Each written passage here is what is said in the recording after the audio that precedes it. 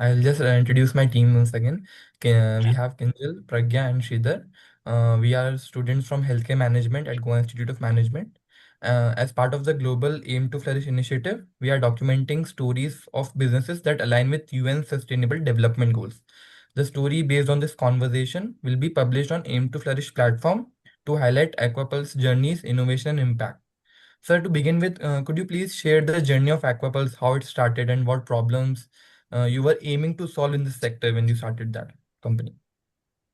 Coming from aquaculture background with a degree in Bachelor of Fisheries Science from Odisha University of Agriculture and Technology, backed by Indian Council of Agricultural Research. So I was working in this sector for the last 14 years with a deep expertise and domain-backed knowledge of how to scale up aquaculture business consisting of pre-harvest and post-harvest practices, working across farmers of Odisha, West Bengal, Andhra Pradesh, Gujarat, and Maharashtra.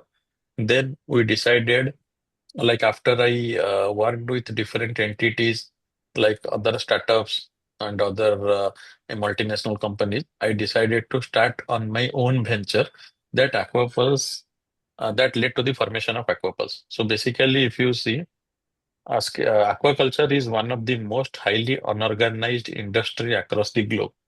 Yes, sir. It is it contributes almost like you can say entire world out of the entire total world fish production, India contributes almost more than 14%.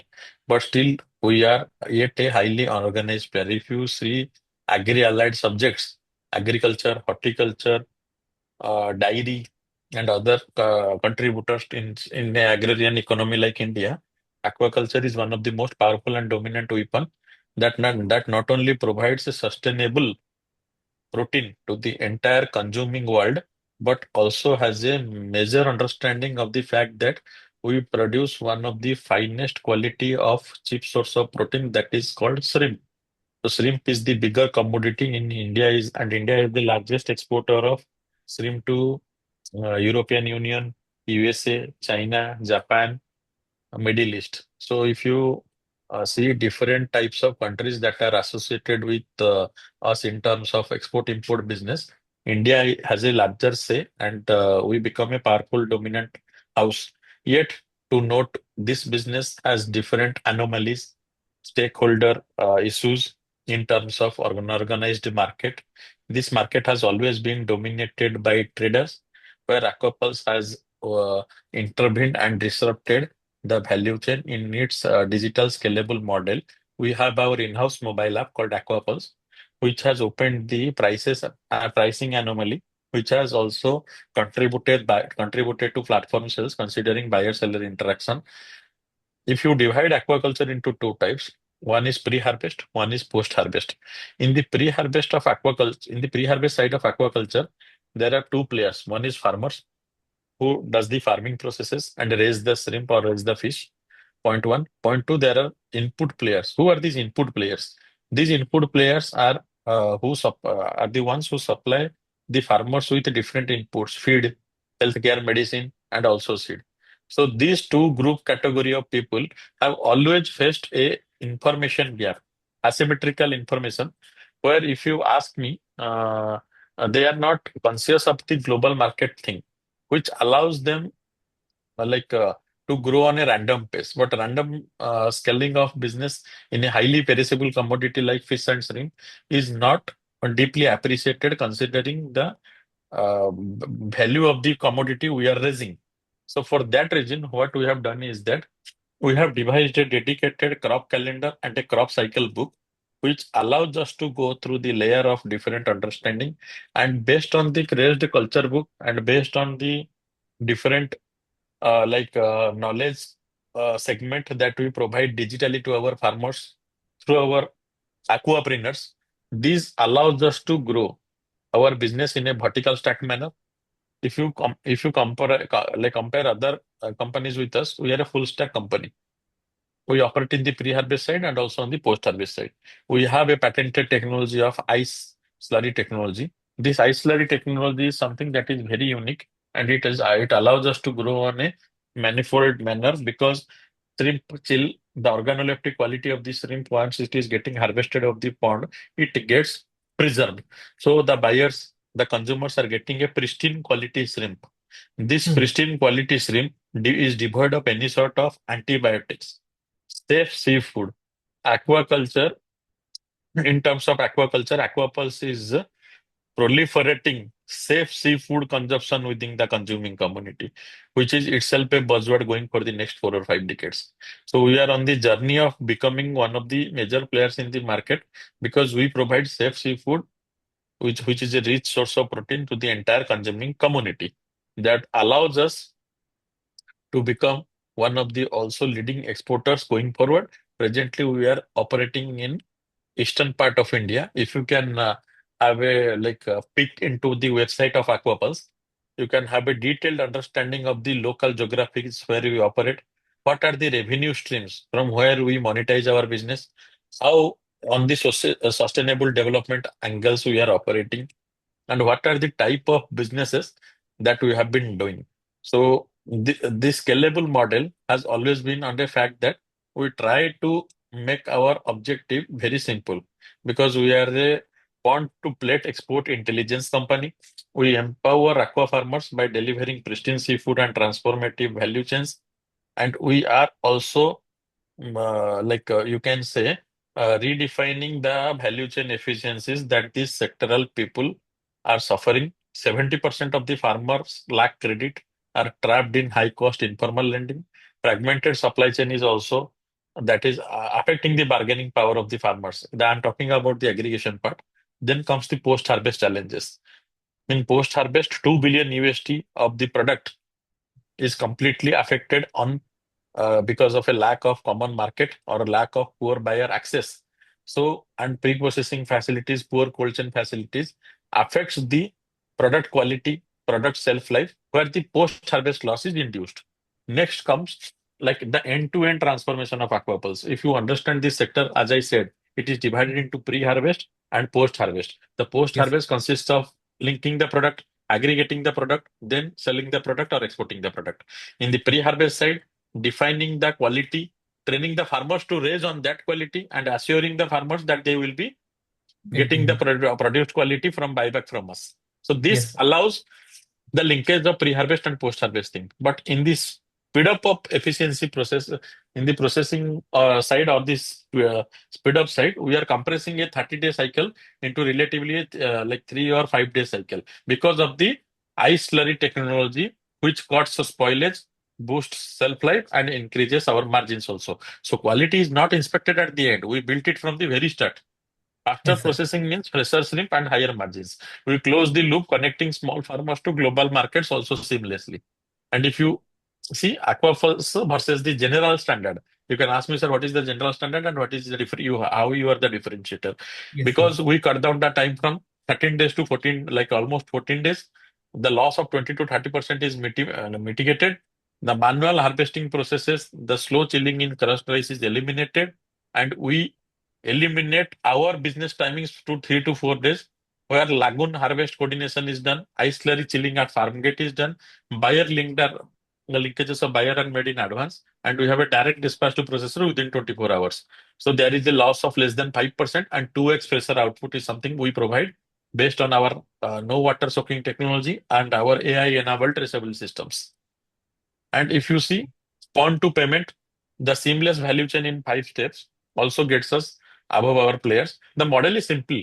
We want to become a predictive trade analytics tool where the real-time market intelligence plays with risk management, mitigating risk management with smart harvest planning, and we becoming a global data hub using machine learning as a tool and predictive artificial intelligence as a means of going forward. Right. So if you see Thank you, sir. if you see Aquapulse ecosystem has evolved over the years. It is very crystal and clear. We want to develop AI certified ponds using advisory services, then get a proper product which can be sent to the market with proper quality.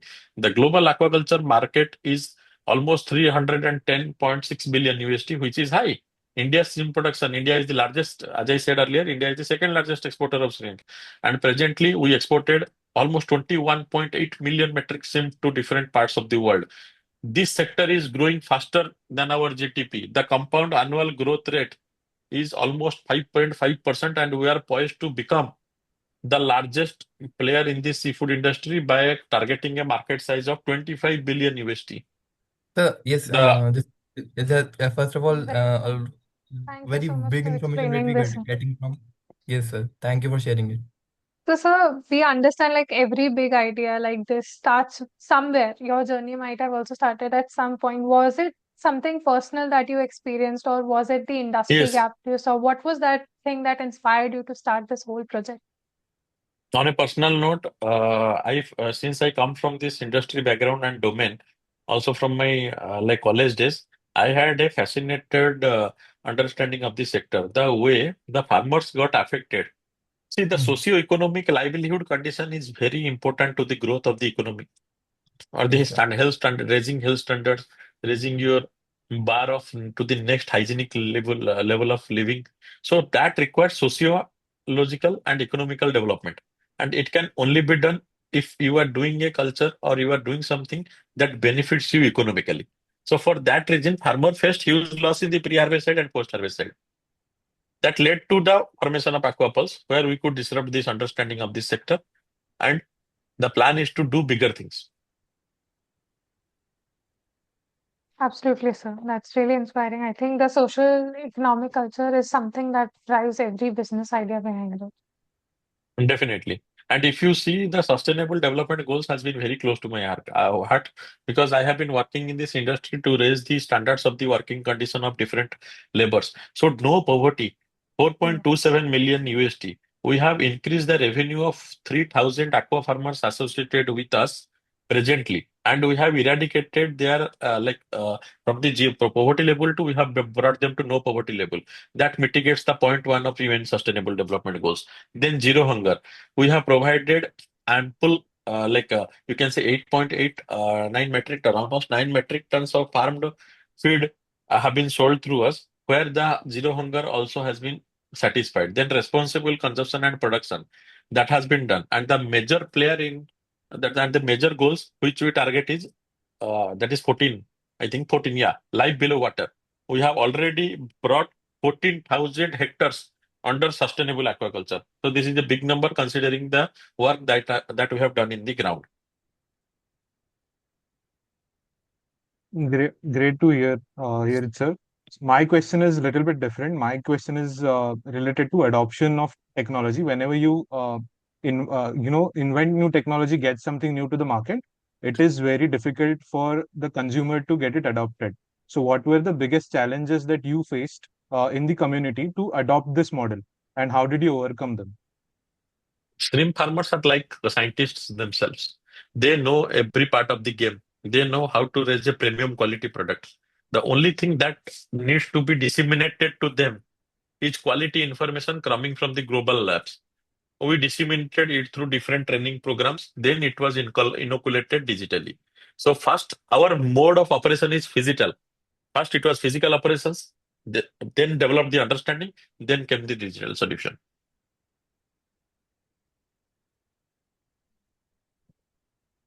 Lastly, we'd like to ask you one more question. Sir, how do you continue to maintain a balance between generating profits to run your organization and also ensuring that the mission that you started with of ensuring social benefits both run parallelly? See, if you see, we are a augmented social enterprises. What is the augmented social enterprise? We do social enterprising through profitability. If I am not doing a change that is not mattering to the coastal communities, or that is not mattering to the my that doesn't matter to me, then I'm not doing cognizable work. So if you see, if we generate revenue and this revenue generation percolates trickle downs to the or iteration is done to the grassroots level or to the bottom of the pyramid, then we are doing something conducive and sustainable. So this is where profitability matters and your social mode of operation also matters, for which we have developed ESG angle, environmental, social, governance angle. We closely work on the ESG goals comprising of the sustainable development goals and its standard.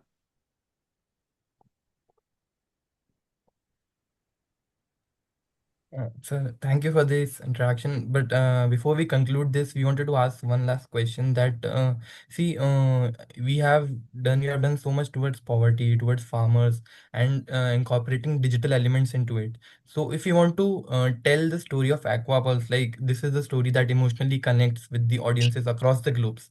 Could you please share one of the stories that either helped us, one farmer, or someone? Okay, I will share one interesting short story. When we started to operate around the northern part of Odisha, it's a heavyweight coastal district of Odisha. The farmers were there, like farmers were doing only one crop. Like in 12 months of time, they raised one crop, rest 8 months time, they were sitting idle and vacant. So I saw the opportunity of crop diversification. So we asked them to do a diversified crop of different fish species where they could not only gain power to raise the livelihood standard, but it can also save their soil and water to become less fertile. So the idea was that the diversification enrolled environmental standards, and particularly in that area, Basudepur district, like Bhadrak district of Odisha, where we operated, we changed the landscape scenario where every farmer benefited and they were engaged round the year rather than only a quarter part of the year. So if you see, we harnessed the potential Yes, that they possessed, and that was not like understood by them that we can by raise them. go for another crop. Yes, sir. So that raised the economic scenario of that district, which is now also a heavyweight district of Aquapulse, and it is like you can say powerhouse or lighthouse area of our ground operations. Thank you so much for sharing your journey with us, Aquapulse's story, and all of the deep insights that you shared with us based on your extensive experience in this field. We're truly privileged to have had this interaction with you, and we feel honored to be able to share your story and Aquapulse's story with everyone. Thank you so much for taking out the time to do this. Thank you all. Thank you so much, sir. Thank you so much, sir. Thank you. Thank you, sir.